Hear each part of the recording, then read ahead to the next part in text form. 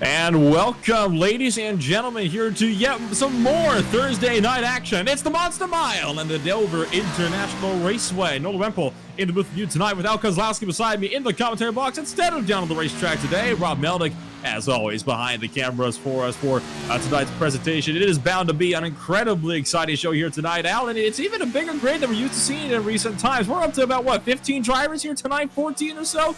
And that is definitely significantly higher numbers than we've been getting all season long. Got a few new faces as well. You, of course, have got yourself guys like Seth Hollander, Robert Pattengill making their first ever starts here in the Irish Stock Car Association for the Advanced Auto Parts 200 in the second season of 2021. So I have a feeling we're going to be in for a really good show tonight. Yeah, we definitely are. We've got to welcome back some drivers that have been with us in the past, and I guess the Road to Pro took a little break here. So let's welcome back Kyle Labrie, and Josh Shafner is back with us again here. We've got a couple new faces, like you said, and I think this is going to be a pretty eventful night tonight. So far in qualifying, it looks like John Mullins in the 64 machine has dropped a 21.812. But given what I've seen in practice, we're probably going to see Brian Johnson and Clayton Hoffman dropping in probably about a 21.4, 21.5. Well, as the qualifying times start to kind of settle on in and we get this session underway, let's take a quick moment. We'll take a step away. We'll thank some of the sponsors for tonight, particularly ButtKicker, of course, and we'll get back to you real shortly here with the Advanced Auto Parts 200 from the Dover International Speedway. ButtKicker. Feel what you've been missing.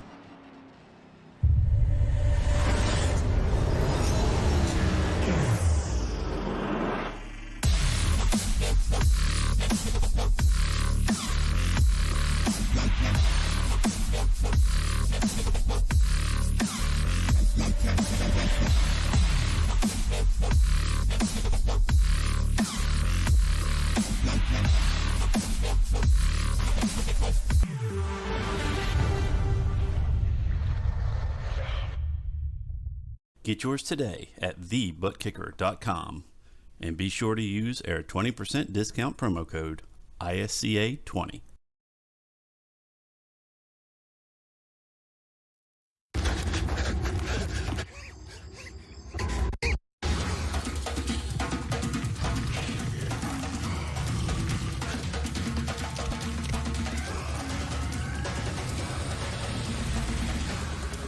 Speed training. It's how Advanced Auto Parts trains our staff to get you the right part even faster. Not bad. The parts you need, even faster. Advanced Auto Parts. Service is our best part. Next!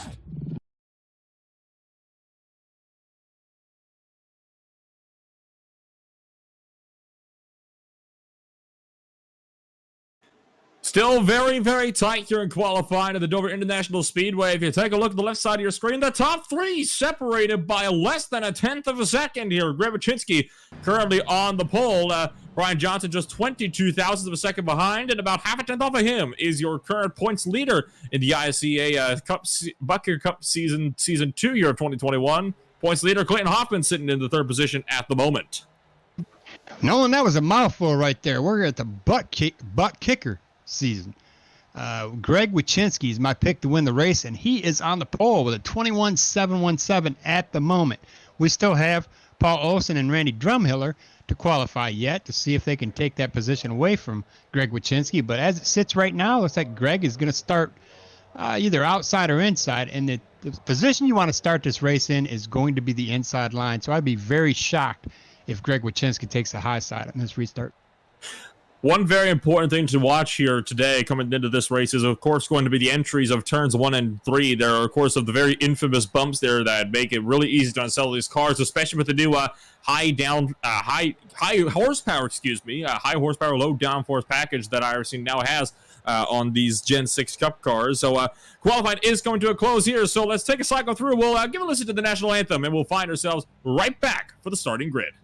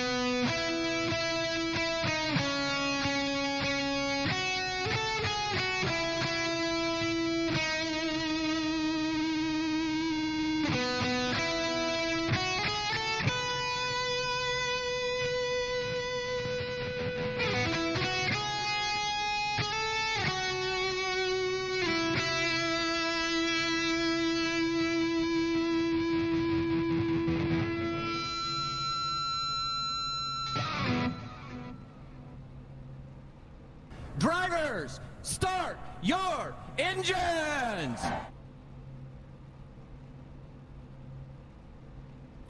And welcome back to Dover International Speedway. We're about to get ready to go here for the Advanced Auto Parts 200 and round number 8 of the iRacing Stock Car Association ButtKicker Cup Series in the second season of 2021. Let's take a run down here through your starting grid coming into today's race. It's Greg Wyszynski on pole. Brian Johnson just beside him on the front row, just under 20 thousandths of a second behind him. Clayton Hoffman sits in third with John Mullins at fourth on row number 2. Wayne Grossi and Seth Hollander, one of the rookies coming into today, on row number 3. Josh Shafner and Gil Gach, 7th and 8th.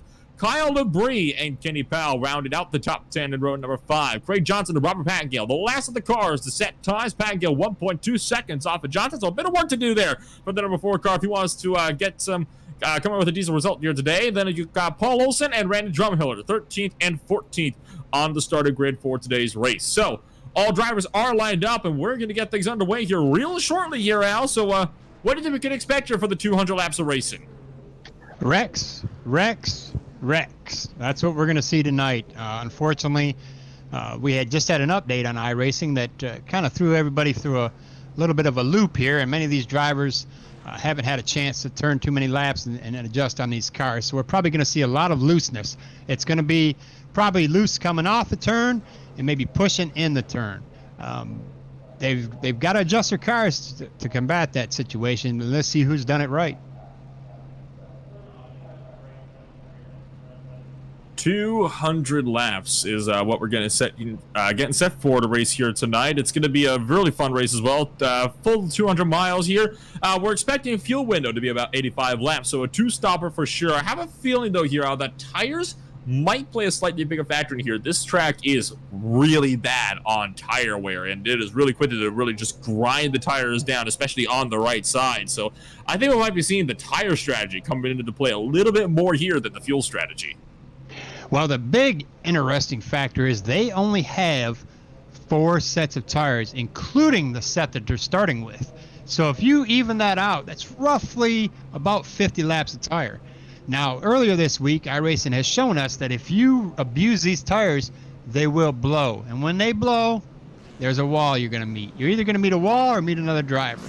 So how are they going to do? Are they going to preserve their tires and take care of them and not push them as much so they can make that 50 laps? Or are they just going to push it and roll the dice and just keep rolling on? We're about to find out.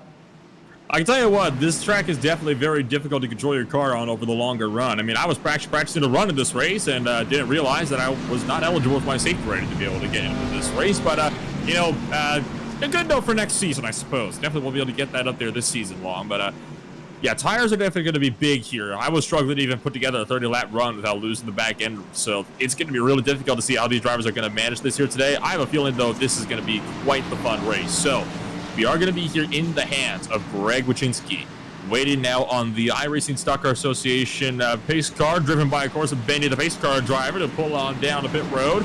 Wyszynski, he'll be in his hands as the pace car pulls down the pit road and taking them off now of turn number 4. Down through the restart zone onto the front straightaway we go. Now just waiting on Larry the Flyman. Green flag drops. We are underway from Dover International Speedway. The Advanced Auto Parts 200 is underway. And a great launch there from Brian Johnson on the outside line. Immediately takes the race lead away from Greg Wyszynski. And so goes John Mullins up in a second. So Wyszynski with a terrible start. Down 2 spots already for even at the backstretch for the first time today. I think what you're seeing there is Greg is got himself prepared to know he's got to put 50 laps on these tires. And to lead this race right now, he's probably going to use them all up. So he's probably going to preserve. He probably will drop down even further than that. As these guys are on the low line, they're using up more tires on that low line. So save your tires. You want to be in that, as we come into the turn, that little black pavement. It's the first, second groove there. You probably want to be more in the second groove, just the middle of the turn in order to save those tires. Fierce battle on the moment for 7th and 8th on the racetrack. Kenny Powell and Gil Gach kind of do better than worse side by side with Kyle Labrie and Wayne Grossi for a little bit. And now you see Gil Gach way to the inside of the racetrack on the back straightaway there. Surprisingly, the A5 car got loose of a turn number 2 and had to drop back. Josh Shafner is, meanwhile, being pressured by one of the rookies coming into the day, Seth Hollander, just behind him in the number 10 car. So already single filed out. We've got some pretty good battles going on around the track at the moment. Yeah, we're not going to be able to judge this race roughly until we get to about lap 160. Because I imagine we got a lot of these guys in the back of their mind are thinking to themselves, how long is these tires going to last? I mean, this is a fairly hot track. We're at 107 degrees. All week long, and they've been racing on tracks that have been about 90 degrees, and a hotter track makes a slicker surface. So not only are they battling with a slick race car trying to get out of control, but the tires are getting eaten up even faster. Hollander makes the pass on Josh Shafner for the 9th position on the racetrack. That drops the 50 down right to the bubble spot on the edge of the top 10. Now, if he wants to continue from falling out of the top 10, he's got to stay in front of Robert Pattengill. But Pattengill is doing a great job here, kind of keeping stable here with these front runners. Oh, but he gets loose now. Big bobble for the number 4 car in between 1 and 2. That's going to put it within striking distance of Craig Johnson, in the 83 car just behind him. So there is a little battle even up further up the grid as well. Kyle Labrie and Wayne Grossi going at it for the final spot inside the top 5. Labrie looking for it in the 1, but not close enough to get around the 7. Yeah, that 4 machine, Robert, he is really battling a loose car here. His rear end keeps stepping out on him. We might see him turning around here if we can't get this thing under control. But those tires should be heated up by now, and they should be a little grippy, but he's having a hard time controlling that car. And here goes the battle for 5th. At this point, Labrie is right on the back end of Wayne Grossi and trying to desperately get around that number 7 car. Grossi was a little bit defensive that time on the back straightaway. Labrie still being nice and patient here, sticking him behind. He still has over 190 laps to make this pass work. So definitely don't need to overput yourself here early. You have the opportunity to wait a little bit. Oh, might try to launch there into turn 1, but Grossi is going to cut him off. And you realistically cannot go for dive bombs at this place like you would be able to do at maybe a track like Iowa or Richmond. Yeah, you want to try to stay away from that dive bomb. Typically, historically, I would say, when somebody throws it in there really deep like that, they slide into the car on the high line there. So it doesn't work good for either driver. Here he goes, Labrie down to the inside of Grossi into turn number 1. Side by side with the 7 car, and that's going to be a very easy pass there for Kyle Labrie. He's going to put himself up into the top 5. Wayne Grossi now has lost 1, and that means already Kyle Labrie is the biggest mover on the day. Up 4 spots in just 10 laps where he started earlier today, back in 9. So a great start really for the 51 car, who is now getting set to try to challenge some of the other drivers within the top 5. Yeah, well, I think Kyle is pushing it a little bit more than these other drivers. So let's see how Kyle's tires are lasting. I mean, he might get up there in the 4th or 3rd position, but how far will he drop back? That's what the key to this thing is he's using up his equipment right now. And I guarantee you, these guys are looking to themselves thinking, okay, this is a hot track. These tires, I've only got 4 sets of them. I got to make them last, and they've got to last at an average of 50 laps. We may see guys trying to do 52, 53, 54, but I don't think we're going to see anybody rolling on 60-lap tires. Grossi is not letting Kyle Labrie get away. He's keeping that 51 car nice and honest. He's going to try to get the spot back here of turn number 4. So Grossi is going to try to take back the 5th position down for turn 1. Got a great run up for turn 4. And now Labrie is going to have to bail out. And he is going to actually almost lose another spot back to Kenny Powell of the 24 car for the GMG Racing driver. But Labrie is able to kind of keep things steady here. But that we see is now tied with John Mullins and Kenny Powell for the biggest mover of the day. Powell's still trying to close on up. He is going to try to get right to the back end of the 51 car. And now Powell's going to make the lunge here for the 6th position down to the turn 1. I tell you what, Nolan, I got my butt kicker up and roaring, and it is having a fun time tonight. This track has really got it moving. That butt kicker is an amazing product. If you're into any kind of simulation racing, a flying simulator, or even if you've got a home theater, the butt kicker is what you need to put in that system here. You can go to ButtKicker.com and get you set up and use ISCA 20 to get yourself 20% off your purchase.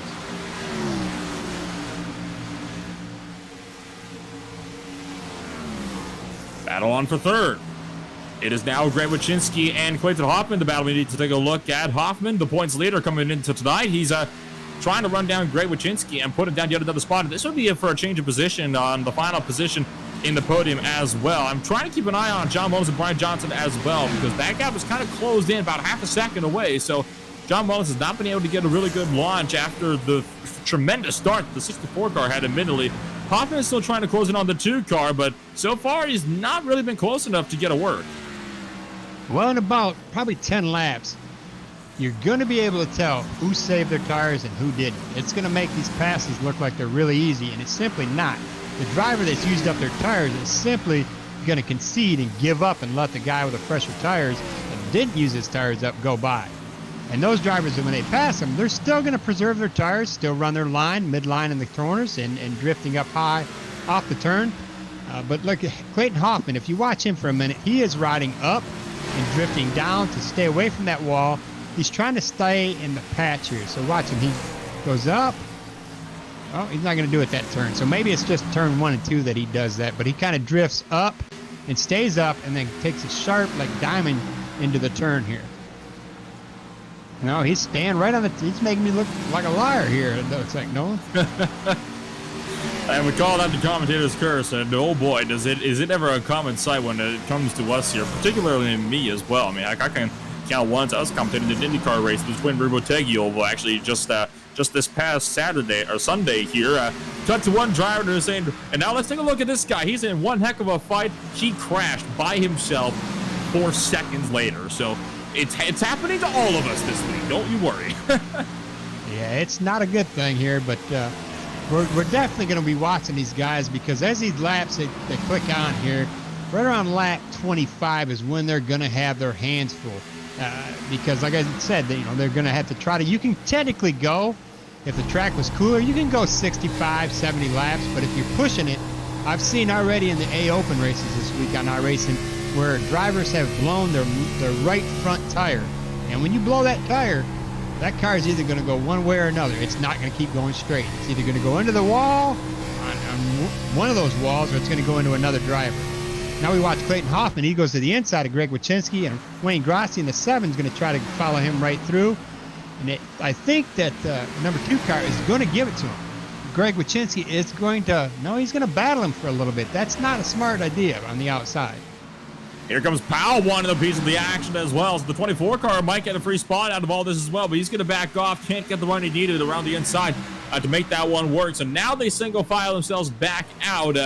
So this is one heck of a fight we got going here for about 4th, 5th, and 6th out there on the racetrack. The gap for the lead. We'll keep our eyes on this for sure, but I want to point out that gap for the lead is starting to close in just ever so slightly. But here comes Powell. Back down to the inside. He's going to push up a little bit, nearly get into Wyszynski on the entry to turn 3, but Wyszynski is going to cut him a break there and let him have it off the 4. Yeah, as the leaders, John Mullins and Brian Johnson battle for each other. Let's watch and see how quickly Clayton Hoffman catches him. I don't believe this track is going to be a dirty air player here. I don't think that's going to be a big factor in this race tonight. Not quite. You don't get fast enough to realistically have the dirty air. I mean, maybe a little bit on mid-corner, but realistically, other than that, not really. This is definitely more of a power track. Well, we do know that since iRacing did their little updates earlier today, the times that these guys are running are roughly about 2 to 3 tenths slower than they've been running all week. And it's simply either they're preserving their tires, like we've been talking about, or the car is just not handling the way they're used to. Brian Johnson has almost caught John Mullins in the battle for the race lead. They are about 1/4 of a second apart at the moment. The gap was as high as 6 tenths, so Johnson is really getting the power down and trying to lead some laps here at Dover, as he's now within about 1/4 second, closing to 2 tenths on turn 3 and 4. He's taking a tighter line through these corners, and John Mullins is kind of pushed up a little bit on entry. Now goes into 0.18. So Johnson is crawling in about, I would say, about 1/4 of a tenth every lap here. Well, let's go ahead and go in car with Brian Johnson as we watch this battle for the lead. Last time by was a 24.051 for John Mullins, and 24.029 this time by for Brian Johnson, and a 23.981 for John Mullins. So bit of an extension there, but these guys are already, oh wow. Looks like Brian Johnson had a bit of a problem on the exit of the corner. Actually clipped the wall there, midway down the backstretch, but he really closes in on John Mullins. So it looks like Johnson is really good on corner entry. Got to work on the corner exit a little bit. You can see the one car just up ahead. They're starting to reel in. That is Robert Pattengale, the first lap car on the day. Pattengale has dropped back significantly since where he was running earlier today. He is now running last place on the track and last driver on the lead lap. Randy Drumhiller's also been on the move. He's up to the top 10 now. And where did he come from? So I have to keep an eye on Drumhiller and his charge, see if he continues to mount these aggressive passes. But this battle for the race lead is about to catch lap traffic, and that could have a say in things, although I don't expect we should see much of a fuss here from Pattengale. He's definitely one of those gentleman drivers here, Al. He doesn't really turn over the points. He turns over the race just for the fun of it. Well, if we're in car with Brian Johnson right now, Nolan, let's listen and watch his hand movement on this wheel, but you can listen to his tires into the exits or into the turns and off the turns. They're screeching. So he's really abusing them tires, and we're 31 laps in. He's got to run at least another 20 laps. Might be trying to bet on a caution here is what he might be trying to do, which definitely not the worst of strategies, but considering how clean this race has been so far, I would say not really viable the way it's going so far. Yeah, that's another thing we need to take into play, Nolan. We're coming down to that turn, in between 3 and 4 where pit road entrance is, and they're going 150 miles an hour, and they've got to slow that hot rod down to 35 miles an hour. So the safest way to enter is right about here, and then go to that inside apron there and start slowing that thing down. But you're slowing it down about 115 miles an hour, and you can lose control. So we might see some of that tonight as well. Pattengale stays well high and clear of the leaders all the way up by the wall, allows Brian Johnson and John Mullins to pick up the positions there. Like I said, I didn't expect to see much of a fuss there for Pattengale. He definitely is one of those drivers that turns up the race for the fun of it, doesn't really mind where he finishes. Of course, every position, you still want to finish as high as you can, but he's not really one of those guys that's going to make a really big fuss about it if he isn't up there at the front winning the races. So Brian Johnson and John Mullins still do battle for the race lead. It's really fluctuating here, Al. It's going down to about 0.18 every corner, but then bounces up to about 0.33 every straightaway as well. Yeah, Brian Johnson has got his hands full. Let's go in and watch John Mullins and see how he's handling these turns.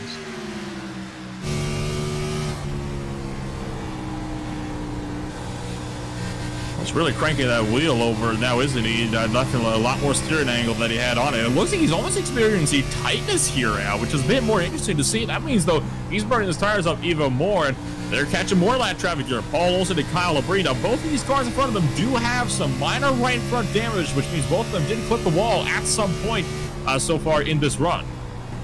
Yeah, but what you notice when you're in car with John Mullins is that tape that's in the center of the steering wheel.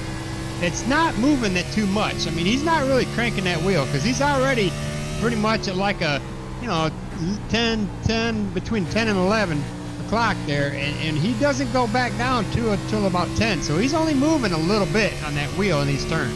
So he must be doing all right. And we got some notice that Kyle Labrie on lap 37 is going to pit.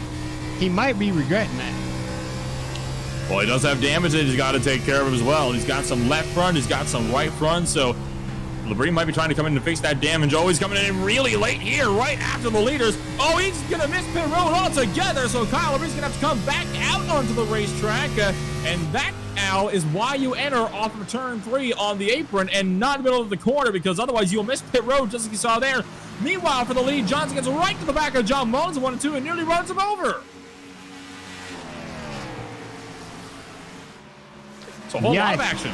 I think Mullins is thinking to himself, I just need to turn 12 more laps and I am going to pit. Kyle Labrie, his decision to pit early was probably the car was just not handling it. He thought to himself, I need to make some changes before I continue racing on here. So not only does he have damage, but he's probably going to get some adjustments, in-car adjustments made to that car so he can go back on the track and be productive. And so when they go in car with Brian Nolan, you can see his tape on his steering wheel is pretty much close to what John Mullins had, but look at how much he turns that steering wheel. He is almost to 9 o'clock, here. He really is manhandling that steering wheel, and he's seesawing it on the exits. That's not what we've seen with Mullins. Already almost a quarter of the way through this race. This race is just flying by. I mean, it definitely helps to get some of the bigger fields out there running this race. Imagine we had our full 30-car grid from before. Hopefully, once we're at the pro end, we'll get a lot of those regulars back, and we'll be able to get this field back up to full strength. Look at this, though. Brian Johnson is again starting to reel in the gap to John Mullins. It is fluctuating so much between these two drivers. I mean, it's at the point now where you don't know who's going to come out on top. But look at Johnson once again diving it in, but Mullins is taking the more of a diamond-off approach. He's entering wide and exiting really quickly on the bottom, and that is what's allowing him at this point to stay in front. Well, what you got Mr. Mullins doing up there, that leader, is he is trying to make Brian Johnson use his equipment up. And Brian is doing it. Brian is trying his damnedest just to lead a lap here, and he really doesn't have to. He's got a lot of laps left. I mean, if he turns a pretty good pit stop here, he could be the leader coming in or coming out. I think Brian, and trying for the peak there, not quite successful though in getting it done. It's again one of those situations where he's trying to go for the inside here, maybe trying to stop Mullins with diamond off the corner. So he's really throwing it in because he knows Mullins' strategy at this point in time. Mullins' strategy is to try to enter in high, so he's trying to get himself his nose in there so John Mullins cannot get the run out of the corner when he diamonds it off the corner. He's going to try to lunge again here in one, but still no dice. So this is, I'll tell you what, this is one great battle that we're seeing at the moment. And it's one of the only battles he got out there on the racetrack at the moment, too. Well, yeah, Brian Johnson in that 8 machine there, he's manhandling that car, and it is sticking. I'm waiting for it to give up and give in and clip the wall on exit here. It's bound to happen. If it doesn't happen, that's tremendous. That means he's got that set up just right here. But you're talking about talent. I mean, these guys are making it look very easy, and this is not an easy racetrack at all. These guys have tremendous talent, and they make this look so easy.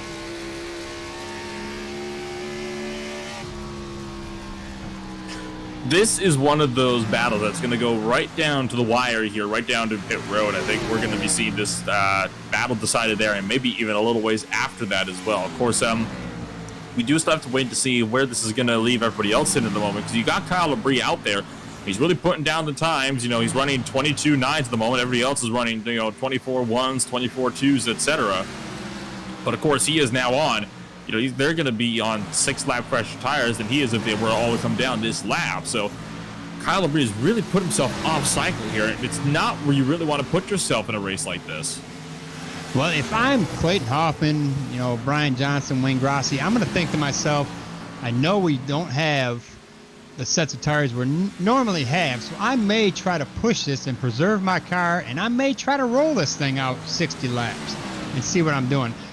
The difference in the time right now between fresh tires and these worn-out tires is roughly about 2 seconds. I might try it. I may say, yeah, I'm going to go an extra 10 laps, because in an extra 10 laps, they shouldn't be able to catch me. They should be able to get about 10 seconds from me, but I'm going to have 10-lap fresher tires on them in the long run. And you see behind these guys, that is Kyle Labrie in the 51 car, rocketed up behind your race leaders here and attempting to retake one of his lost laps. And he's going to have to sweep around the outside line here. Brian Johnson is not going to make the season for one. No, they're going to go for a crossover there, and Labrie is going to go through. Brian Johnson, I think, might have cut him a bit of a break there, but that is really going to split this battle up here. So now the battle is on between Shafner and Wachinski. That position is just swapped hands. I think, again, Wachinski allowed Shafner to kind of get the over-under on him. So not a lot of battles going around there on the track at the moment. I'd say the next closest one would be between Grossi and Hoffman for the 3rd position at the moment. They're just catching Craig Johnson, another lap car in the 83. Wow, I can't believe these guys. Okay, 51. These guys are going to push it to about lap 55. It looks like they're not going to give in. We may see. I may be wrong. We may see these guys go 65 laps on these tires. I highly doubt it, but hell, these guys have proved me wrong in the past.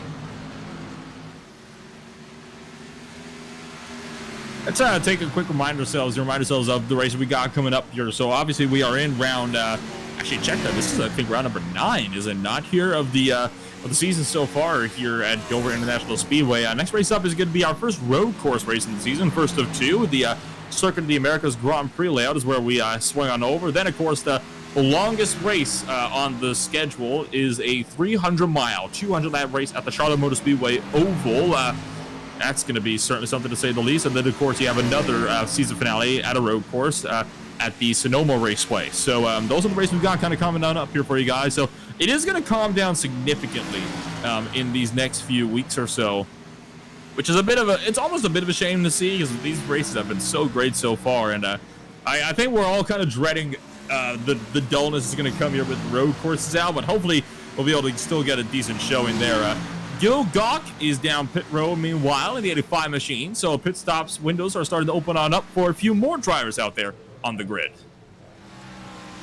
Yeah, I think that was the right move for Gil. He may go a lap down, however, he should be fast enough to get it back and extend his lead quite a bit from the leader here. So if he can do that, he could move quite a bit of position.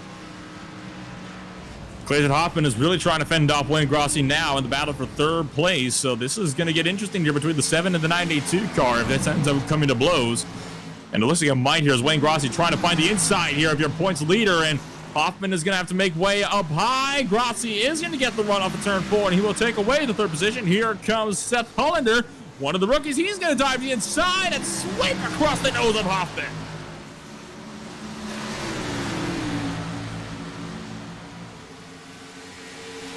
Meanwhile, Greg Wyszynski makes his pit stop coming down to the lane for the first time today. So the pit stops are starting to open up now for quite a few more drivers out there. John Mullins has pulled over a 1 second gap now on Brian Johnson in the battle for the race lead.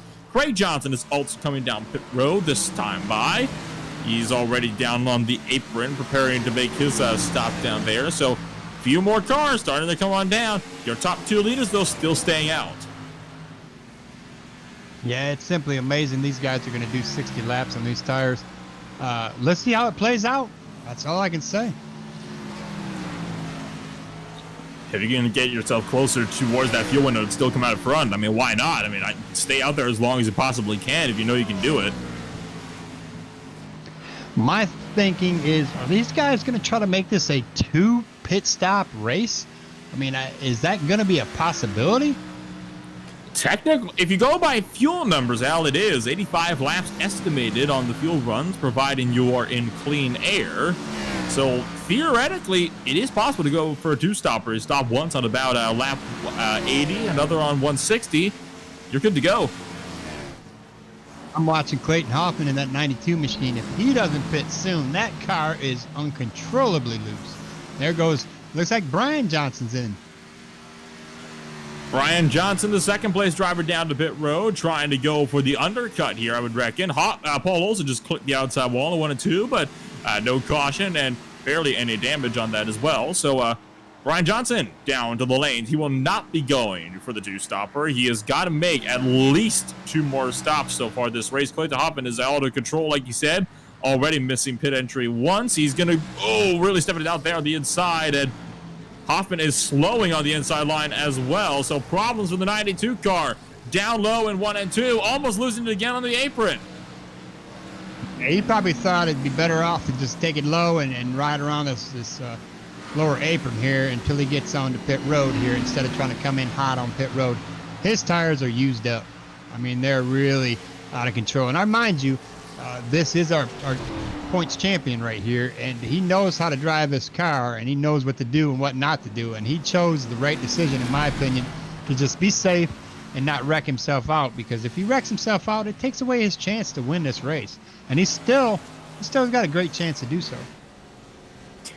Wayne Grossi comes down to pit road from the 2nd position in the number 7 car, so that just leaves John Mullins, Seth Hollander, and others out there on the racetrack. I'm watching for John Mullins here. I want to see when he's going to make his stop. Sure, he's got to come in here within the next couple of laps here, you would think. I mean, he knows if he stays out there for too long on old tires, he's going to get swarmed, because it's a talking point that we've talked about time and time again here on this series, Al. You can go for the undercutting. You can come out still if you stretch it along on fresh tires and the car behind you, but having a few laps on 60, having 3 laps on 60 lap pressure tires than another person is always going to give you so much more time than having 60 laps on 6 lap pressure tires. Well, I kind of like what I'm seeing with Mullins. He didn't really eat up his tires. He let somebody else behind him eat up his tires, trying to get around him. So he's trying to sacrifice early in this race, and maybe he's going to stay out to like lap 70 and figure to himself, when he pits, the guys that pitted before him, like Gil Gawk's already got 10 laps on his tires, some of these guys are roughly going to have 20 laps on their tires.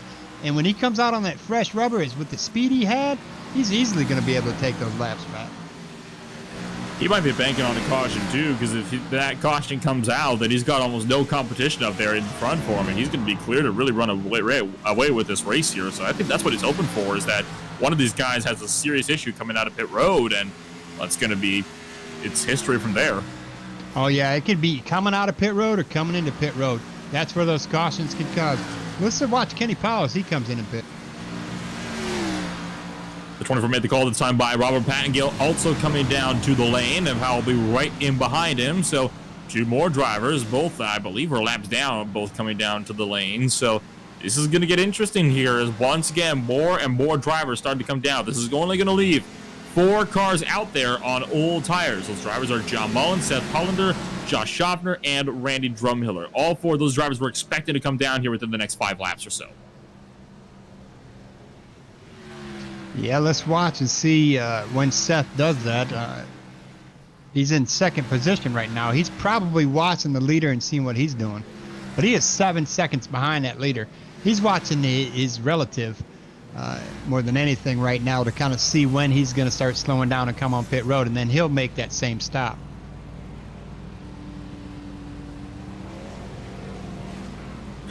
Kyle Labrie has officially retired from the race, has parked the car in the garage, and he is going to be done for the night. So problems for Labrie see him out of this one. Very unfortunate. We get our first retirement of the night officially on lap number 70. Josh Shafner comes down to pit road for his scheduled stop, first on the day out of what is expected to be 3. Now we're waiting on Mullins, Hollander, and Drumhiller to make their stops as well.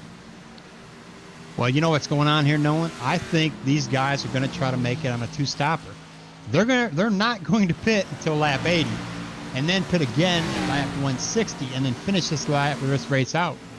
It's a very, very gutsy call there to make that run. Now, at this point in time, I think John Mullins may as well be committed with that, and it's a problem here for John Mullins because he really has to gauge this year. His main competition, as we discussed, was Brian Johnson. Brian Johnson, at the moment, 1 lap down. Brian Johnson will most certainly unlap himself from John Mullins the way he's going. Now, the question is, does John Mullins have enough speed where he can afford to go those extra laps before Brian Johnson gets around him again? Because you got to gauge as well. You spent a lot of time on pit road, about 48, 49 seconds there down to the lane for most of the drivers in the grid. So how are you going to manage this? I mean, you got to make sure that you don't lose more time staying out there on really worn tires than you think is worth. Yeah, but when John Mullins pits, he's going to be on 20-lap fresher tires than the rest of the field. The same with Seth Hollander and Randy Drumhiller. They're going to be able to walk through this. At 20 laps, these drivers are already losing 1.5 seconds to 2 seconds time from their fresh tires. So at almost 2 seconds, if you give into consideration 20 laps, 2 seconds, every lap they're gaining, you're talking about roughly almost 2 laps that John Mullins can catch back up and get around him. He's pitting right now. It looks like he's going to try to get in there, and he just eats those brakes up as we got tire smoke coming off. Let's watch and see what Seth Hollander and Randy Drumhiller do. I mean, hey, you can smoke the brakes up. You're going to be changing them out right away anyway, so nothing wrong with that at all. So John Mullins down to pit road. Brian Johnson is just now took his lap back. Hollander is still out there running, so is Drumhiller. Yeah, here the 10 car, Seth Hollander. Let's watch and see what goes on with Drumhiller. If Drumhiller is going to follow suit, or he is. He's already in. Oh, good deal. Yeah, so everybody's going to be on fresh tires, but the top 3, John Mullins, Randy Drumhiller, and Seth Hollander, they're all going to be in roughly about 15-lap fresher tires. It still, though, is significantly less of an advantage, though, than the 60-lap fresher tires that Johnson had on him. So Brian Johnson is out in front by a very, very long way. John Mullins is now out of pit road, and well, to put this into perspective for you, John Mullins is just now out of pit road, and he's on the back straightaway. Brian Johnson, well, he actually just lapped him, I'm pretty sure. Or he's about to here. He's right behind him. So John Mullins lost almost a full lap to new race leader Brian Johnson. That was a bad call, and it was not worth it. Yeah, but he's still on the lead lap, John Mullins is. So, like I said, he is maybe 24 seconds behind him, but he's running. Let's watch his lap times compared to your leader here. Seth Hollander comes out of pit road. That officially completes the pit cycle here, the first one here on the day. And we are still running green flag as well. Already growing in close to the halfway point as well here, Al. Yeah, he's running roughly about a second faster right now than our leader. And that's only going to grow as the race goes on here. So he should be able to get back up there and battle for this lead again. He's just got to get around Greg Wyszynski, Gil Gawk, and Wayne Grossi. Well, I'll have to wait and see, though. I still think, though, it's very opportunistic for John Mullins. I think he can have a shot there, Brian Johnson. It's 18.5 seconds, closing rapidly at the moment, but he does have the traffic he's got to work through as well. And that's a very important factor to note here when you're talking about this, because those guys in front of him, they're not lap cars, they're forward position. He's going to have to fight his way by them, and I don't see them really moving out of his way. I know I certainly wouldn't. Yeah, he's rolling about a half a second each lap. Cutting the lead down about a half a second each lap. So he's 17 seconds down. So roughly about 30 laps, he should be back up there with that leader. And realistically, though, in about 15 laps here, the advantage he has is going to be completely neutralized because the wear they're going to have on the tires is going to be relatively the same, believe it or not. So I don't think it's going to happen. I think John Mullins has made a bad call, and he has really held up in traffic there. He just lost about, if I had to guess, he didn't really lose time to Brian Johnson, but he lost about a half a second there that he could have gained on Brian Johnson. Yeah, well, he just got past Greg Wyszynski for fourth position here. And he's not right in his, well, he's in third right now. So he's 16.6 seconds behind Brian Johnson, 8 seconds behind Wayne Grossi. If he technically pulls half a second to 3/4 of a second a lap, he could be up there in about 17 laps. And that's going to put him at 23 lap tires. It's going to put Brian Johnson at 45 lap tires. So let's watch his time as it shrinks. It's time we're going to be watching very, very closely here throughout the next few laps. So let's take a run down here, down through the order, and seeing as everybody has completed this first pit stop cycle here. Brian Johnson leads. Wayne Grossi is in second with John Mullins down in the third position. Greg Wyszynski sits in fourth with Gil Gawk rounding out the top 5. Josh Shafner is in 6th. Seth Hollander is in 7th. Howell is in 8th. Hoffman 9th. Randy Drumhiller rounds out the top 10 with Craig Johnson and Robert Pattengale and Paul Olsen do battling for the final spot out there at the moment. So, with Kyle Labrie retired from the race, 22 laps down, and going to continue to drop as he is no longer racing with us here today. Let's take ourselves a quick break here, and we'll be right back. ButtKicker. Feel what you've been missing.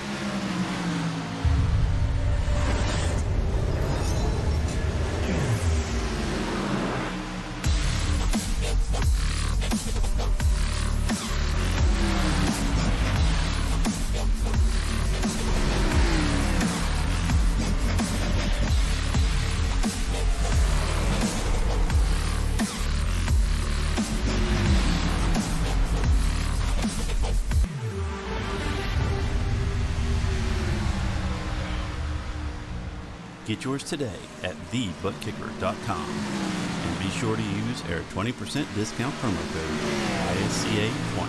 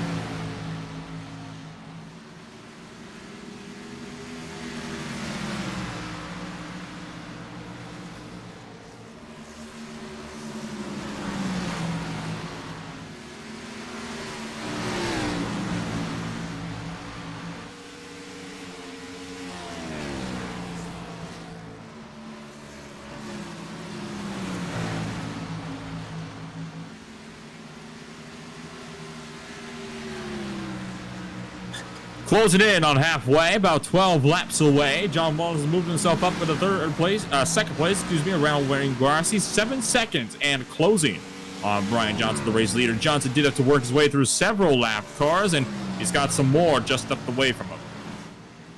Yeah, I think John Mullins is rapidly closing in there. He's now 6.5 seconds behind him. He's gaining roughly about a second a lap here. So about lap 97, we should see a battle for the lead if we keep on this momentum.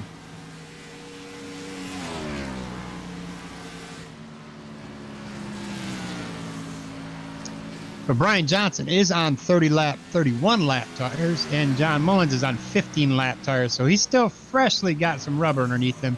Well, Brian Johnson is roughly about halfway tire wear worn out.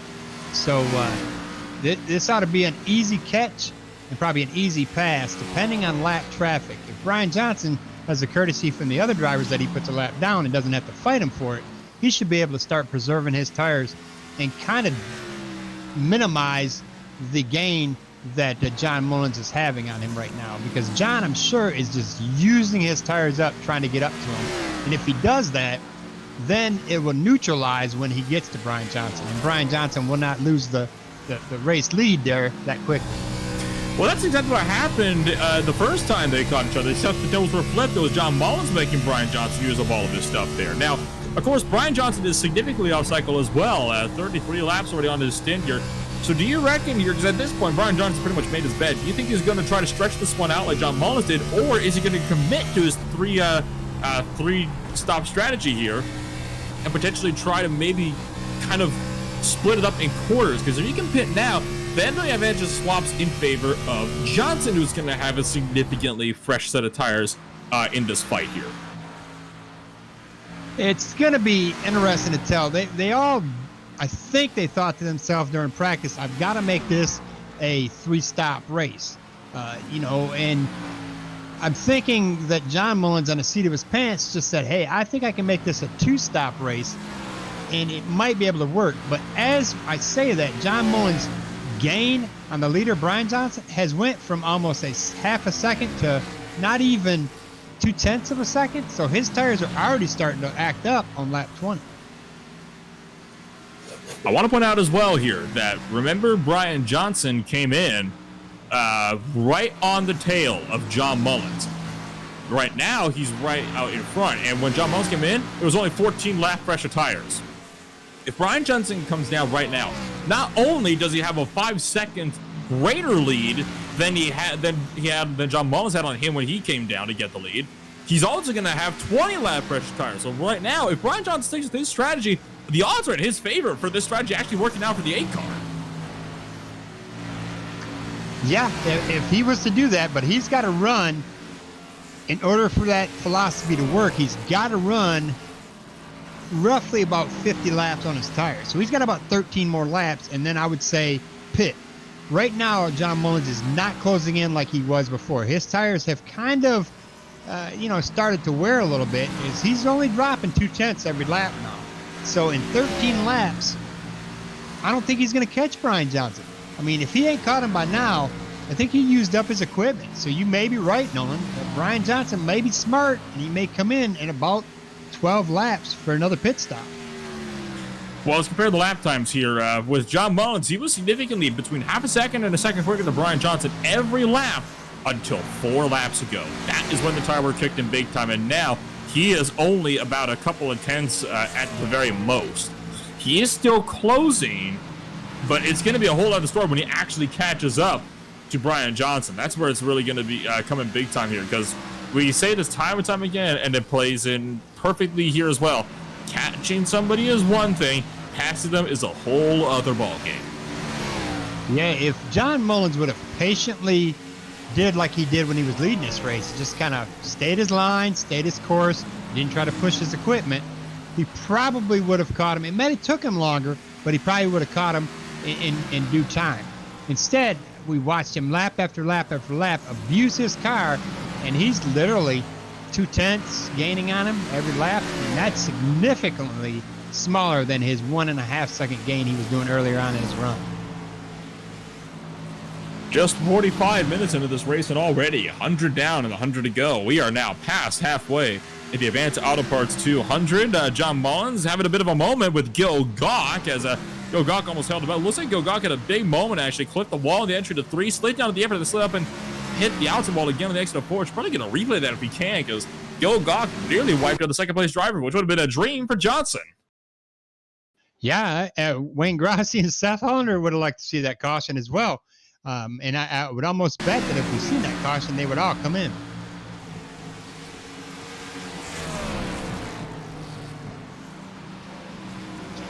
So we literally have 6 cars on the lead lap of this 14 packed field here, and it looks like Kenny Powell is the last car on the lead lap, and our race leader is still the 8 car, Brian Johnson. He is, I don't know, I think I'm going to say that was a brilliant move. I would have never thought of that, and I may do the same thing Brian Johnson did in the next NIS race here, but I think it's going to work out for him. If everything works in his favor and he has clean pit stops, no issues, no lap car issues or anything else, Brian Johnson may be in victory lane. I mean, hey, if you are able to actually go for it and actually make a 3-stop strategy work when you're pitting more frequently, especially if you know that you can gain more time stopping more, absolutely go for it. I mean, heck, that is how Ferrari in Formula One was so dominant in the early 2000s. They knew their tires would not last as long on a long run. So what they would do is they would stop a lot more frequently, but they would be so far out in front because they had the short run speed that they had the pace to just stick out there as it is. Of course, when the new tire change rules in 2005 came along, they couldn't change tires. Guess what? Because they didn't have the long run tires, they dropped all the way down the running order because of that reason. I mean, it's a thing where you got to really gauge it out. If you're better on a short run, make more frequent stops. You will be faster than trying to stretch it out on a longer run like some of the other guys like John Mullins, Boyd Hogan, and others are like. Yeah, I think I like that, Nolan. I think I like the strategy that Brian Johnson put in front of us. It's kind of an odd one. I wouldn't have thought it would have worked, but he's proven me wrong once again in this race. I've been proven wrong a couple different times in this race, and I don't mind it because this is a learning race for me right here. Brian Johnson has taught me a new strategy. Let's see if he keeps to that strategy, if he just pits in about 3 laps, or if he tries to run this out to like lap 6. I believe the last time he came in, he was about 60 laps or so on his run. He's about a quarter of the race now on this new set of tires here. So we'll have to see if Brian Johnson is going to come down. He's going to be 50 laps officially on his tires this next time by. Paul Olsen is in the pits as well, and he is out with a 54.66 stop. So a very long stop for Paul Olsen of 20 seconds in the pits. I think he was fixing up some damage there on his machine of the 43 car. That's going to put him another couple laps down 6 total so far. Now, if Brian Johnson takes us out to lap 125 and rides out that last set of tires for 75 laps, it would technically be a 2-stopper. Is he thinking that? I want to point out something else as well here, Al. Last lap by Brian Johnson at 24.127. This time by John Mullins, 24.116. John Mullins is no longer gaining on Brian Johnson as if it was on fresh rubber. Now he's got to rely on lap traffic. I figured he wouldn't have enough. Like I said, you can gain a lot more with fewer laps when they're 60 laps fresher than a lot of laps when they're 14 laps fresher. Yeah, this is how I figured this would play out, and it's given us a really good strategy here to kind of look for throughout this race here so far. Yeah, if I'm calculating correctly, we're going to watch about lap 125, 126. We'll see Brian Johnson coming in pit then. I'm thinking he's probably going to make this a 2-stopper and not the traditional 2-stopper. Greg Wyszynski coming into pit road here in the number 2 car. He's making a stop 55 laps in on his own stint. So pit stop window number 2 has really started to open on up. And Gil Gawk is in just behind him.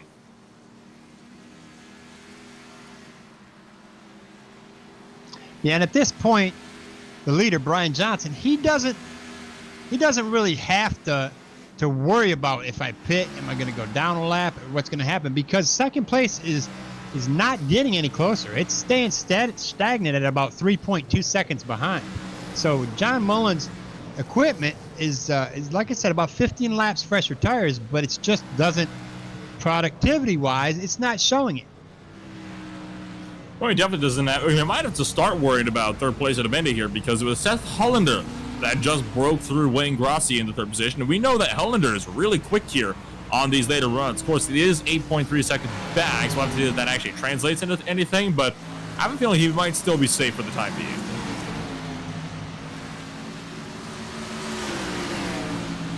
Just over 3 seconds separating Brian Johnson and John Mullins. That drops to under 3 seconds now. Mullins had a very bad turn 4, and that caused him to lose a lot of time. I think Brian Johnson has started to really feel the pain here now on his 56-lap old tires. He's got to be coming down here within the next few laps here, so he wants to maintain this big gap that he's got. And if John Mullins wants to get anywhere close to him, he'd be following him in. That would be the smart strategy, for John Mullins to get close to him and then follow him in, so they're on the same tires. Heck, go for the undercut if you're John Mullins right now. He's got to close it in. Yeah, but if you go on the undercut, he's got to run 80-plus laps on those sets of tires. That's going to be pushing it. I don't know. I mean, Brian Johnson, judging by this logic here, if he makes the stop now, he's going to be coming down one more time as well.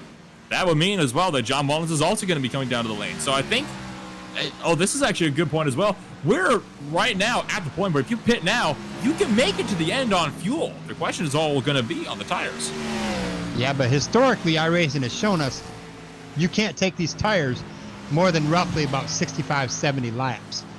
So if he pits in the next 7 laps at 125, he'll have 75 laps on those tires. He's going to have to preserve and take care of those tires. That means not get close to the yellow line or the white line in the turns, and kind of stay in the middle of the track throughout in order to keep those tires cool enough. And right now, Brian Johnson's line, it looks like he likes to dive down real low in the corners and kind of drift up into by the wall. So I think, God, man, this is just a mystery to me. I just don't know what to think here. He's on 60-lap tires. Is he going to take this another 5 or 10 laps? I mean, what is he going to do? He knows the second place gap is not closing.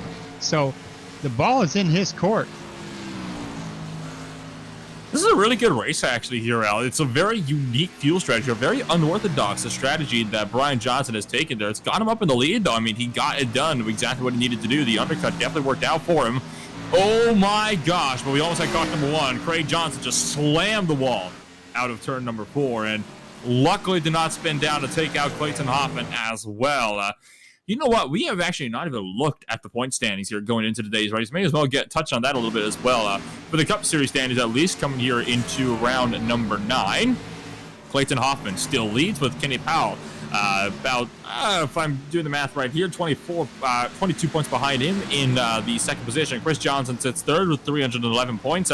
Wayne Grossi, 307. Greg Wyszynski, 5th place at 302 points. Brian Johnson is in 6th. Craig Johnson, 7th. Brandon Drummonhiller, 8th. Paul Olsen, 9th. Joe Gach, 10th. Chris Severa, 11th. Matthew Sisda, 12th. Suzuki, 13th. Eric Kling in the 14th position. Now, I do want to remind our viewers here as Craig Johnson misses pit road, nearly wipes out Paul Olsen as well. All right, well, I just had a heart attack moment there, but well, going back to what I was saying, now that that is kind of clear, my heart's returned to the proper spot. The ISCA here is actually actively recruiting right now. Isn't that right, Al? That absolutely is correct. See, Craig Johnson. Craig Johnson just reported to us knowing that he blew a tire, and he was on 64 laps.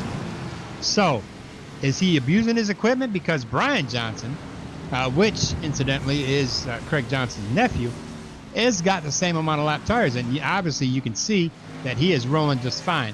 But does that give Brian Johnson a thought in his mind of, am I going to blow a tire? I'm on 65 lap tires. My uncle, Craig, he was on 64 lap tires and he blew a tire. And the worst thing that I am as a driver, I want to blow a tire. I mean, I'd much rather be more safe than sorry. But he's going to roll the dice here. He is going to take this to lap 70. Or 70 laps on those tires. He's going to take this to 130. And if he can do that, then he already knows he can put 60 laps on these tires. And he's going to have 60 laps left to the end of this race. Or 70 laps, I mean. So he's going to have 70 laps on these tires when he pits this time by. And that's going to give him the idea to know he can go to the end on that set of tires.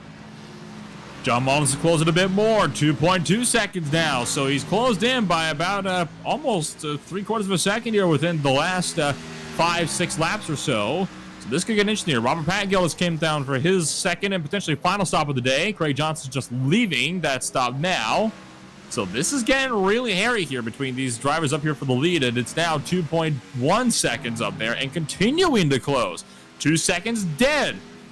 This is, oh my gosh, this is turning into one heck of a fight here. We're watching the times fluctuate back and forth as drivers get runs and they neutralize each other off of these corners. This is getting really exciting, though. Yeah, John Mullins, if he does catch Brian Johnson, he better pit with him. But I highly doubt that's going to happen. I think John Mullins is going to try to roll the dice and roll his out another 17 additional laps and then get some tires and see what he can do at the end. So it's really in the driver's hands right now. We should see Brian Johnson. If he doesn't come by this time on pit road, he will probably be coming by the next time by.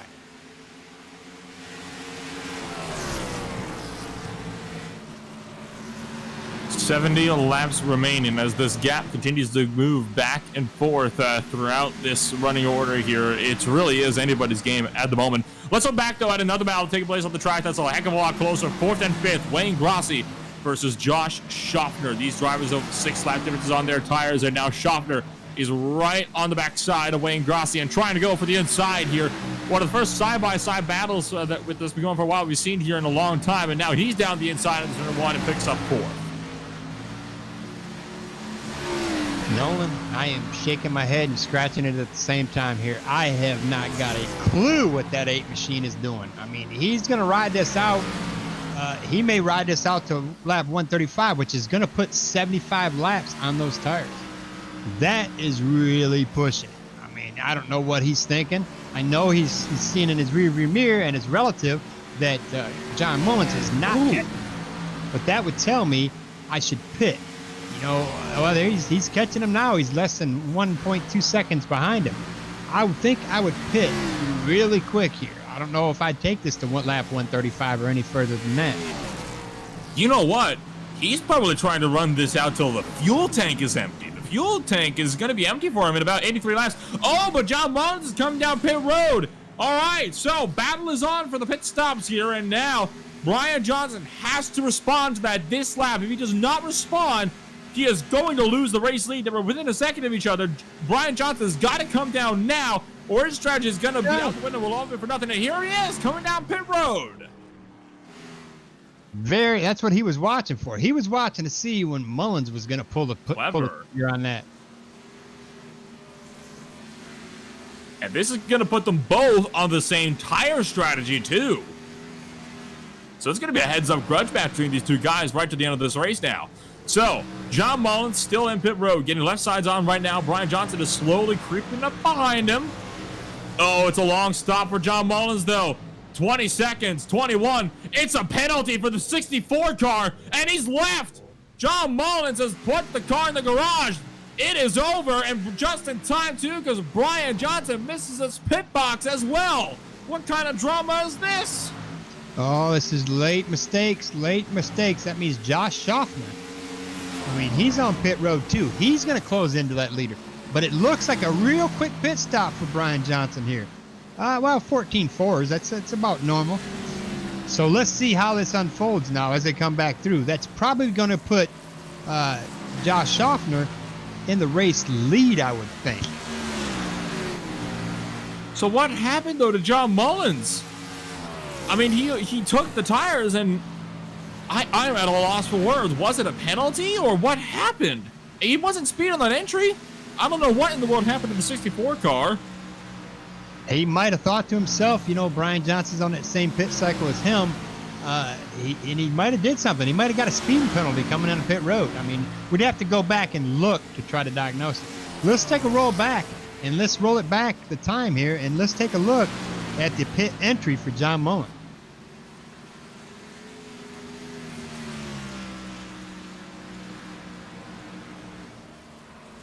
I'm at a loss for words. I genuinely don't even know what to say to that one. That was going to be a great fight, and Now, one of the top contenders for the race win today is out of the fight just when it was getting spicy, too. Kenny Powell, meanwhile, is in pit road. Oh! I don't know. No.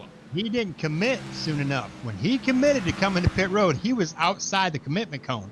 So he got a penalty. Yeah, Chris Severa, a driver that's watching this race for the stands as well, just confirmed that. So a commitment cone violation, unsafe pit entry there. That is one that I have never in my life seen happen at Dover. Did not think that was even possible, but there you go. He committed way too late. He should have entered a little bit, but he tried to enter off of turn 3 there, and that cost him. Gotta enter on the apron of 3. It's the only way you can get it done. Gil Gach and Wayne Grossi are starting to battle here for 8th and 7th. Of course, Wayne Grossi, though, is 20 lap pressure tires, so Gil Gach is going to let him have that one without any fuss, and understandably so. Pat Gill's also going to go to the inside of Gil Gach, also on the fresher rubber as well. So that just goes to show you just how powerful the fresh tires are. Where does this leave guys like Brian Johnson down? Because you still got guys like Seth Hollander and Randy Drumheller running out there, but the problem is, Hollander is still out there. He's going to be trying to take less fuel in this pit stop, no doubt, which will try to, I think, just barely make him a shorter pit stop.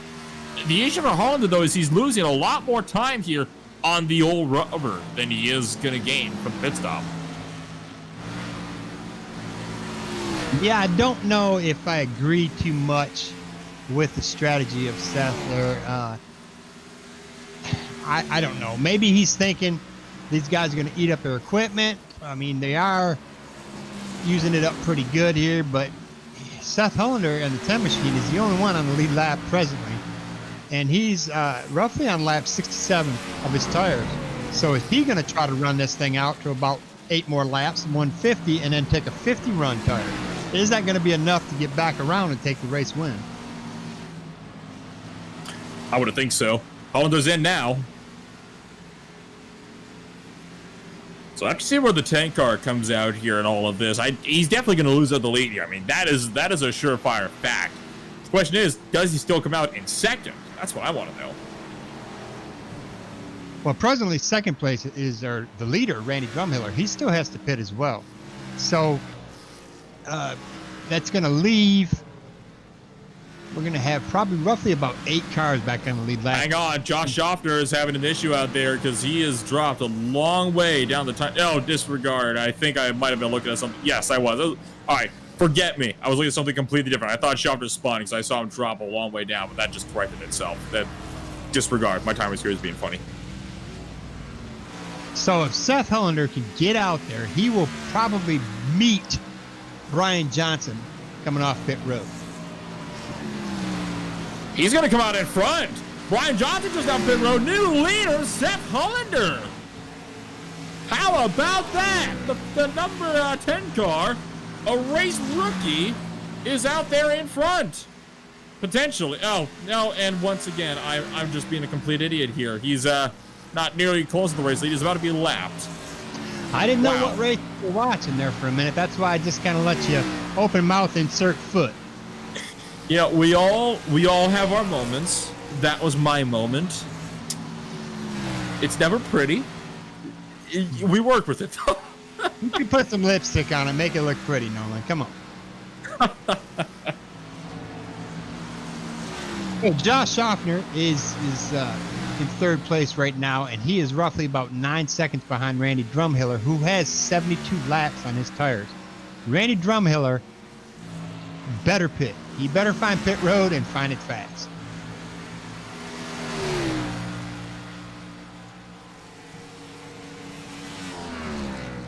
Looks like Greg Wyszynski might be coming down to the land, or he's just let through 2 drivers of Wayne Grossi and Seth Hollander. So Wyszynski is elected to... Oh, wow. Grossi and Hollander just got real close to each other through 3 and 4. Thought they might collide for just a little bit. Here comes Randy Drumheller, that 44 machine. He is going to turn second place over to Josh Shafner in that 50 machine. And you better slow that hot rod down. Oh, he made it just in time. I thought he was going to get a speeding penalty.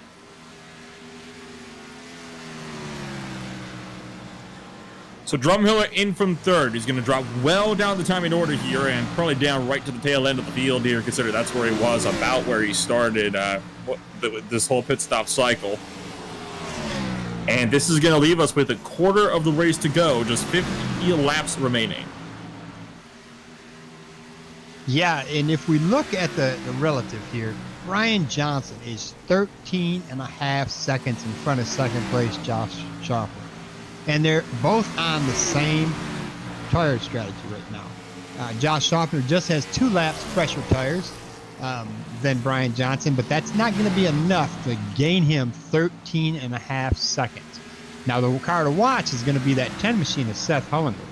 He is on roughly about 10 lap fresher tires, and he should, without a shadow of a doubt, be able to catch Josh Shafner in that 50 machine and take second place away.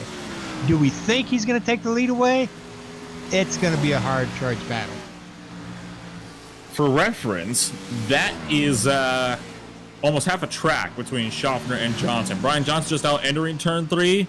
Josh Shafner just now hit turn 1. It's over half a lap. So Brian Johnson, he just has to keep that car clean, and he is going to win this one by a country mile. And he just has to do 48 more laps of this thing, you know? So he should be just fine if he can just keep it off the wall, keep it off the lap traffic, and keep it under control.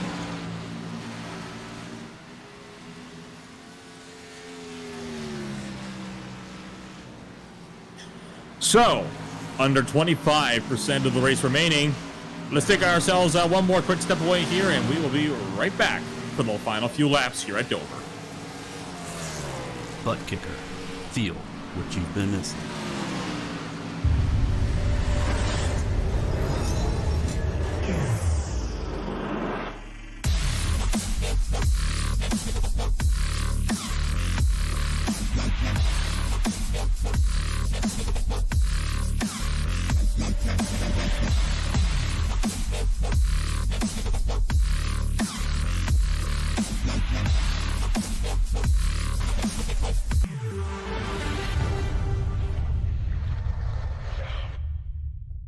Get yours today at TheButtKicker.com and be sure to use our 20% discount promo code ISCA20.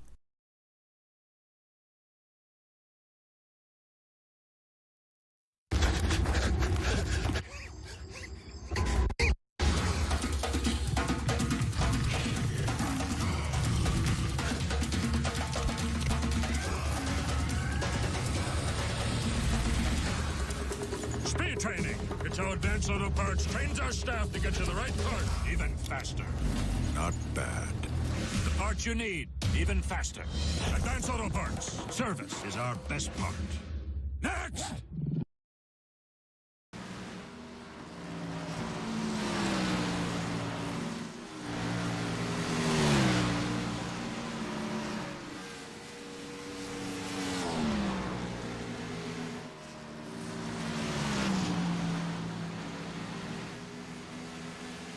Coming back to it, 43 to go at the line, and it's gonna be a pretty, I'd say a pretty tame last 42 laps here, providing we get, unless something ends up happening here, Al, because, well, this race has been pretty clean so far. We've only got, 5 cars in the lead lap, and all of them are at least half a lap behind your race leader, Brian Johnson.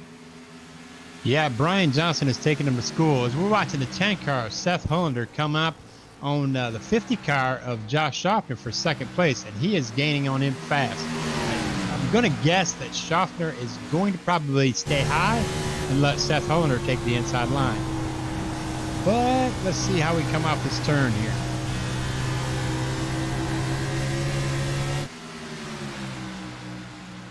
And it is going to be an easy pass there for Hollander down to the inside of Josh Shafner. Picks up the second position, and with how fast Hollander was, with 10 lap fresher tires, he's going to be set to just rocket away with the second place. Will not be enough, though, at this rate to close on in to the first place driver. And Randy Drumheller's got problems in the 44 car. He's blown the motor in the 44, and he's slow through 1. Blow the motor in 3 and 4, so he's just trying to limp it down here. He's definitely going to get a penalty right there for clipping the cone. But Randy Drumheller is going to be out of this race really early, though. Hopefully this does not bring out a caution. As long as he stays on that apron, it will not bring out a caution. I don't even know why he's not parking it and let a tow truck come and get him. I think he's trying to coast it around, see if he can make it back to pit road. It's not going to happen for sure. He doesn't have nearly enough speed. That or he's trying to get it refired, which 9 times out of 10 doesn't work.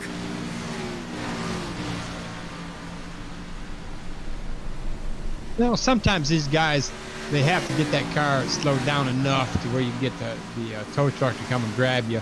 If you try to slow it down yourself, your engine blows and you're 130 miles an hour or something like that. But right now, there's no reason why he can't just hit the brakes, shut this thing down. If he was going faster, he would spin it out, and that would cause a caution to come out. And he does not want to be the man to cause the first caution in a caution-free race. I mean, to be fair to Drumhiller here, Al, he's only lost 10 miles an hour of speed from 1 all the way to where he is now. So he's actually coasted pretty darn good here, all things considered. That's why he's made it this far. He's in turn 3 here. He may be just enjoying the ride, just kind of moseying right along. He knows he's got to climb out of that machine here in probably a couple minutes. So he may be just enjoying the ride, doesn't want to put it on the back of a tow truck. He's going to see if he can make it in there. And I don't think he's got enough speed. He's at 9 miles an hour right now. I look over at our broadcast feed and all I see is the 44 car just crawling right past one of the scaffolding there, right underneath the LA bridge, and that is just the most hilarious sight I've ever seen. It's like you got these cars flying by at 147 miles an hour, but here's this car going 9 miles. They're just slowly growing on through, just on a casual Sunday walk. Well, looks like the draft from the drivers that are passing him is maybe giving him a little momentum, but he's still 5 miles an hour. I mean, this is nuts here. I mean, how he's still going, and now he finally takes the tow. 5 miles an hour in turn 4. Now maybe he doesn't have AAA or something. He didn't want to be charged by the mile there, so he thought he'd get close to pit road and they would just push him on in there. I do want to point out that he blew up over a lap before he finally made the tow back. He made it over 360 degrees around the track before he finally retired from where he blew up. That is hilarious. Well, let's get right back to this lead here. Seth Hollander in that 10 machine has cut the lead from a little over 12 seconds down to 8.8. We've seen this. This is like deja vu. John Mullins did the same thing trying to catch Brian Johnson. Let's see if he can pull off the impossible here and catch Brian Johnson. It'd be an ask. 8.5 seconds. And remember, we saw this happen earlier. John Mullins able to really run down Brian Johnson, but as soon as it mattered, was not able to get it done. And now they only have 31 laps remaining, so I don't think he's got enough time realistically to make it work. Well, theoretically, if he can drop a half a second a lap, let's see what he does this time. He is dropping 1/10. He has gotten out a snowball's chance in HE double hockey sticks and catching that leader.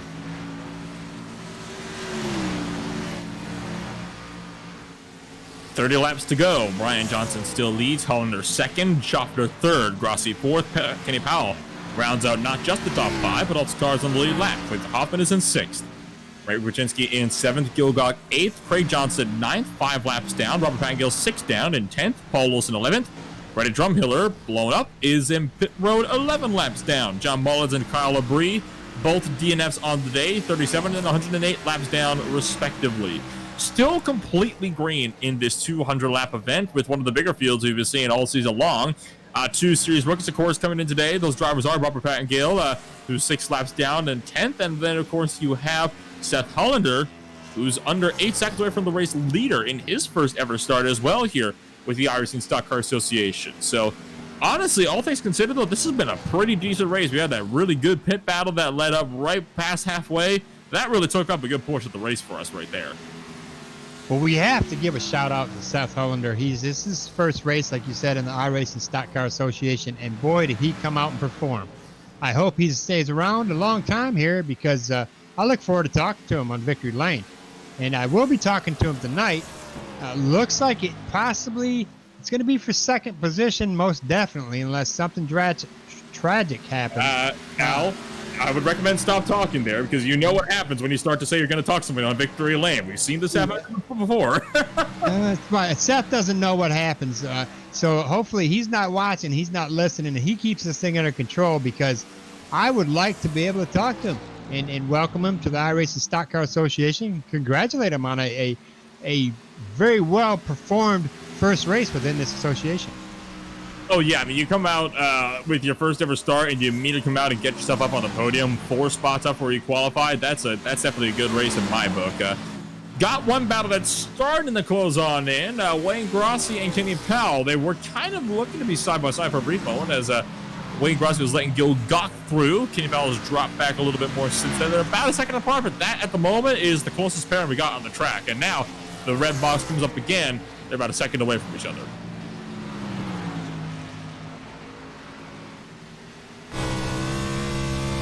We got 25 laps left in this race. That's 25 laps of anything could possibly happen. Typically, depending on what race you're watching, if this was an A Open, we'd already had 13 cautions by now. But like I said before, we have good quality, clean, professional drivers in the iRacing Stock Car Association League here. And this is basically what you get. You get good, clean, hard, competitive racing without ridiculous accidents going on. These drivers know how to handle these cars and keep them off other walls and drivers.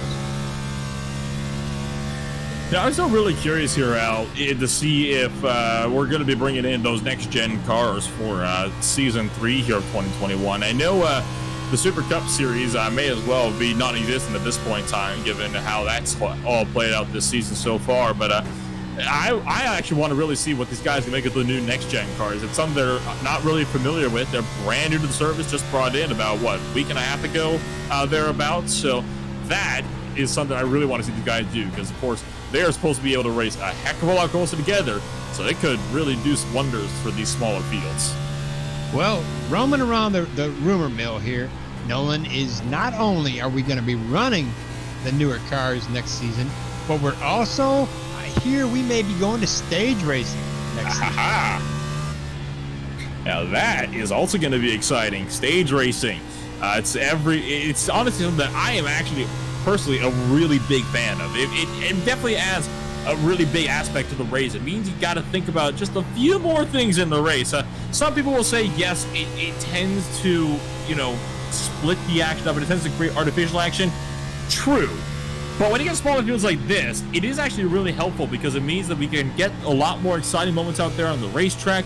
Not to mention, who doesn't like more aggressive racing? Let's be honest here. It puts on a great show. Absolutely, Nolan. If we cut this 200-lap race and we brought it a 40, a 40, and a 120, think of how much more exciting that would be. We may have even caused a caution by doing that, because who's going to stay out on 40-lap darts? There's always going to be that guy. 20 laps remaining. Speculation aside, we'll obviously have to wait for official announcements to come down from the league administrators and Kenny Powell to be able to officially confirm all of that. At the moment, we can speculate all we want, but nothing has been totally confirmed just yet. But it's one of those things that does look pretty likely to happen in the near future. So we can keep our fingers crossed. Oh, I can hardly... if what I'm hearing in the rumor mill comes out to be remotely true, then we're going to have a spectacular next season. Not only is our field going to be bigger, which, if you want to join this racing league here, you need to get on right now to be able to join and get all the excitement that we're going to have next season. And it's going to be some races like you've probably never raced in any other league. 17 to go and continuing to close in. We're about 185 miles into this 200-mile event. And the closer we get to being done, it gets more and more certain that this is going to be, something that will be just kind of done and settled. I mean, this race has already been so good already. Caution-free. Definitely not an unusual sight at the moment. I want to point out the battle for 4th and 5th in Wayne Grossi, Kenny Powell has closed in again. And now Powell is right up the trunk of Wayne Grossi here. So they got a battle for 4th about to kick on off. Well, we knocked down these last 14, 15 laps. Let's take a break here, and let's give everybody an opportunity to go ahead and watch this ButtKicker commercial and see how they can get 20% off on their purchase. For those that don't have a ButtKicker, we're going to show you why you need one and why you will never regret it once you have it. ButtKicker. Feel what you've been missing.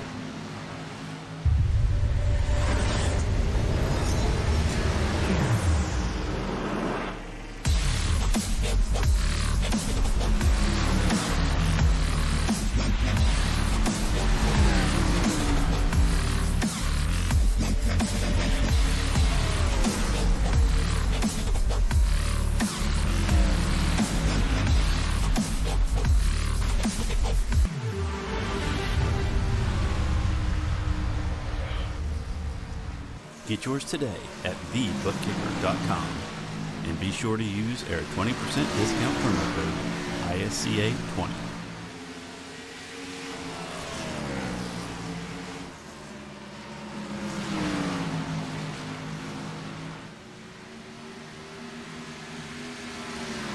A dozen laps remaining. Brian Johnson still leads by 8.5 seconds thereabouts. Seth Hollander, while closing in, his run has really been neutralized here. So no dice here for the 10 car, and that's kind of what I was talking about might happen here, Al. He's going to get close, but it's not going to be nearly enough.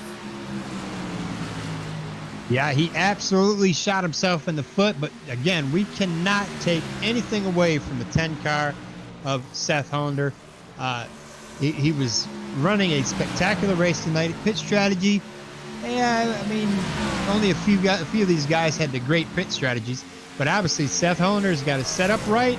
His driving ability is there, and we're going to talk to him here in roughly 10 minutes because he's going to, if he keeps going the way he's going, he's going to finish second in his first ever start with the iRacing Stock Car Association. That is a tremendous drive.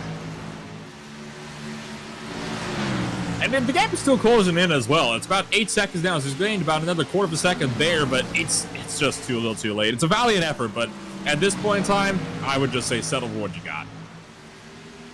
Yeah, I think I would, if I was Seth, I would take that second because he is 7 seconds in front of third place. So he has a solid second place finish and his first start with the ISCA. Why would you want to push the envelope? I mean, just ride it out, take your time. I mean, just as much time as between you and the leader is between you and third place. You're sitting in the middle. Pass your lap cars patiently. Hit your lines, hit your marks, and just finish this thing out. You've got 8 laps left. Robert Pagel is coming back down to pit roads. He potentially might have short-fielded the car on accident. Didn't leave enough fuel to make it to the end of the race because he is back in for another round of stops. That or just was not having the tires. Maybe figured he couldn't make it to the end. So an unscheduled stop in for Robert Pattengill. We'll see him jumped well down the order here. He was already pretty far down as is, but this is effectively going to put him as the last running car out there on the track. Well, if I'm not mistaken, Nolan, I think if we go back to our leader, he did this race in a 2-stopper, didn't he? Yes, actually. 2-stopper.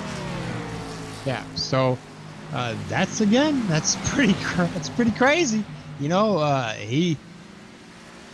iRacing has shown us that these tires shouldn't last that long. But, you know, like we said earlier on, Craig Johnson had blew a tire, and he was on 65-lap tires. Brian Johnson, his nephew, is the leader right now on 62-lap tires, and he's got 6 laps left. Would that be an absolute crazy scenario if something crazy happened in the next 5 laps? He blew a tire and lost the race win? Well, Clayton Hoffman is in pit road, and this is the second driver that's come down within the last few laps or so. So maybe fuel could be a bit of a concern for Brian Johnson because he's lost 1.5 seconds the last couple of laps back to Seth Hollander back there. So it's down to 6.6 seconds. So this isn't quite over just yet. It's a long shot. It's a very, very long shot, but the possibility is still there. You couldn't hit a skyscraper in a country mile and make this thing change the way this thing is going to change here. This is going to play out, and Brian Johnson's got no way to run out of fuel. He's only went 64 laps. He just ran 73 laps, unless he didn't fill it up all the way. Next to impossible. He got 4 tires. He filled that thing up. He's got plenty of fuel. I know that Clayton Hoffman, as I have been informed, it was a flat tire on the 92 car that sent him back down pit road. So, once again, tire strategy plagues the race. Well, yeah, here we go. We're coming down to 2 to go. As soon as Brian Johnson in that 8 machine comes across the checkers here, he's going to have 2 of them, and he's going to be talking to us on victory lane. 5.6 seconds separate him and Seth Hollander. Will not be enough, though, for Hollander to reel it in. Let's get pull in 5.5 seconds in 1.5 miles. Brian Johnson's going to come down the front stretch here off turn 4. He's going to have 1 lap to go. He's going to take the victory. Oh, no, that is the end of it, ain't it? That was 2:01. Brian Johnson is our victorious driver for tonight, and Seth Hollander, 2nd place. Josh Shafner, 3rd. Wayne Grossi, 4th. Kenny Powell, 5th. Greg Wychinski, my pick to win the race, came in 6th. 7th place is Gil Gawk. 8th, Clayton Hoffman. 9th, Craig Johnson. 10th, Paul Olson. 11th would be Robert Pattingale. 12th, Randy Drumhiller. Looks like 13, Randy Drumhiller. 14th will be John Mullins. And 15th will be Kyle Labrie.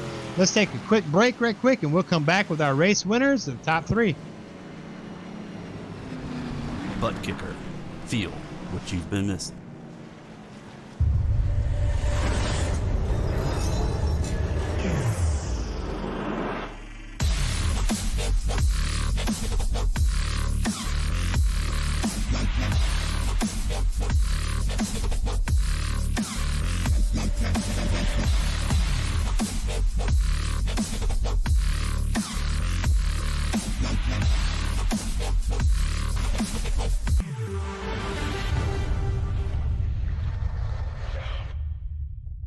Get yours today at TheButtKicker.com and be sure to use our 20% discount promo code ISCA20.